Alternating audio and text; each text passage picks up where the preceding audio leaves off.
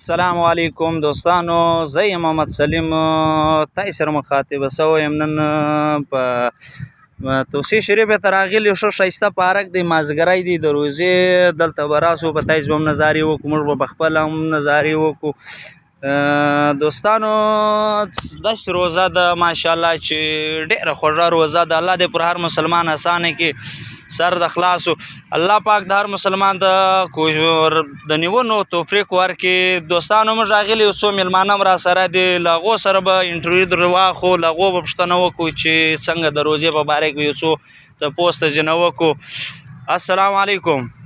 وعلیکم السلام. شهباز خان څنګه یې؟ ښه برابر یې؟ ټیک ټاک یې؟ شکر دی سلیم ورور. شهباز خان راته وایه څنګه د چکر راولی دی پارک ته، څنګه د روزې په باره کې څه یې؟ روزې اسانې دي، سختې دي، یا ګرمي نشته، یا تنده نشته، یا لوږه نشته؟ ته څه یې په دې باره کې؟ سلیم خان پارک له راغلي یو، بعد روزې مازدیګر دی، ششکل روزه اسانه ده، بارانونه سیو دي، سړه سړځي ده، ډېر د خوند روزه ده، ښه په ماشاءالله ماشاءالله. راغلي یو چکر وو، بس لږ ټیم روزه ماته پاته دی، 2 غنټې پاته دي، زه دا ټیم په تار کو دلته ماشاءالله ماشاءالله. غلط سي ششکل ډېره زبردست روزه ده، الله د توفیق خدای کو ورکړي سلمان. او د ګرانۍ په باره کې ته څه ګراني شته که نشته؟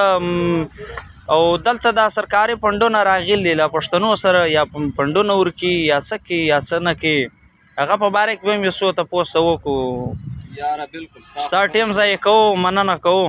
ستا خبرو خو د ګراني خو ستا یار هر چیرې ستا دا نه ده چې خامخا په توسه شریفه کې ده، یا زموږ په بلوچستان کې ده، عام خاص په ګرد پاکستان کې شروع ده وروره، که وړکې یې که یو بل شی کې، هر شی تر وس تر سوی دي وروره. غریبان خلک خو ډېر دله در په داره دي د ګرانۍ په وجه باندې، او وړګان راغلي دي نن سبا د فلحال دغه فنډ راغلی دی، سیلابي فنډ راغلی دی. یاره موږ غریبانانو ته خدای په خپل او دوی څه یایي؟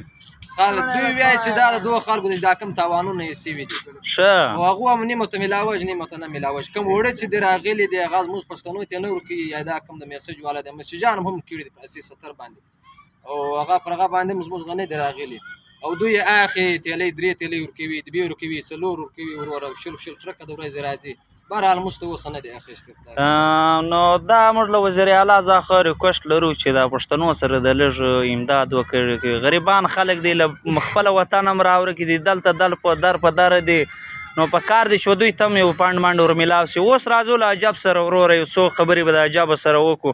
عجب خانه ته څنګه یې؟ برابر یې؟ ټیک ټاک یې؟ د روزې حالونه وایه، روزه څنګه تېرېږي؟ خیر خیریت دی وروره. روزه خو سږ داسې د باچهان باچهي ده، روزه د صفا سوتره روزه ده وروره، ډېر ښه خوند کوي، ډېر ښه سوړ ماحول دی، بارانونه وسپل، ښه ښایسته ماحول دی وروره. دا ټیم مازدیګری دی، سړی ولاړ چکر به له یارانو دوستانو سره، ملک شهباز صاحب سره راغلو وروره، دلته م چکر راووی، هغه ته خدای راوستلې وروره، تا پر موږ پوښتنه وکړله روزې سږ ولاکه که سړی په پوه چې روزه مه سته که نه سته، نه تنده سته، نه لوږه سته، نه چیش نه چیش، ډېره ښه تېره شوه. ماشاءالله ماشاءالله. دوستانو دا پارک دی، د توصیه شریف یې ښه ښایسته پارک یې جوړ کړی دی.